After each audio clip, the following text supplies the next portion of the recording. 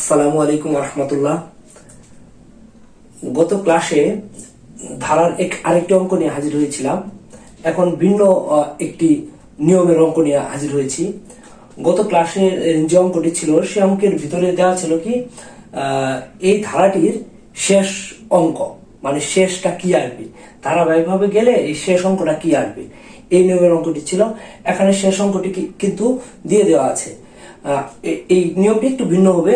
এই নিয়মটির দিকে একটু আমরা খেয়াল করি। এখানে দেওয়া আছে 5 + 8 + 11 + 14 + ডট ডট ডট ডট। তার মানে কি ধারাটির কততম পদ 302 হবে, মানে 302 ধারাটির কি শেষ পদ দিয়ে দেওয়া আছে। আমরা অতি সহজে একটি সূত্র অবলম্বন করে এই অঙ্কটি আমরা করতে পারি। এখানে টোটাল পদ সংখ্যাটা আমরা বের করব। পদ সংখ্যা বের করার সূত্রটি হচ্ছে এই: পদ সংখ্যা শেষ পদ বিয়োগ প্রথম পদ, তারপরে কি ভাগ পার্থক্য, তারপর তার সঙ্গে কি যোগ 1। এখানে যেহেতু কি পদ সংখ্যাটি আমাদেরকে বের করতে হবে। এখানে দেওয়া আছে কি শেষ পদ, শেষ পদ দিয়ে দেওয়া আছে। আমরা যদি শেষ পদ এখানে লিখি, শেষ পদ হচ্ছে আমাদের 302, আর এখানে প্রথম পদ হচ্ছে কত 5 বিয়োগ 5। এখানে পার্থক্যটা কত, প্রথম পদ থেকে দ্বিতীয় পদটা কি, বা দ্বিতীয় পদ থেকে প্রথম পদটা আমরা বাদ দিলে কি পাবো, আমরা এর পার্থক্য পাবো। তাহলে যদি আমরা পার্থক্যটা কত 3, বা আমরা সহজেই করে ফেলবো কি এই দ্বিতীয় পদ থেকে প্রথম পদটা কি করব, আমরা বিয়োগ করে দিব।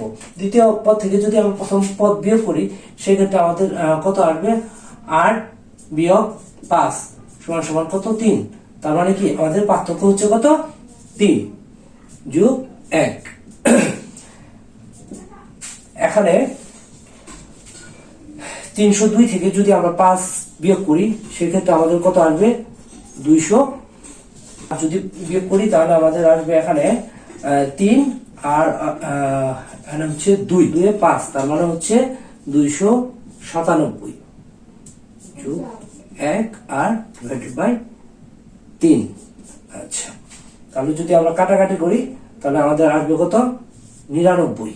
399 কত 297 যোগ 1, তাহলে 99 যোগ 1 সমান সমান 100।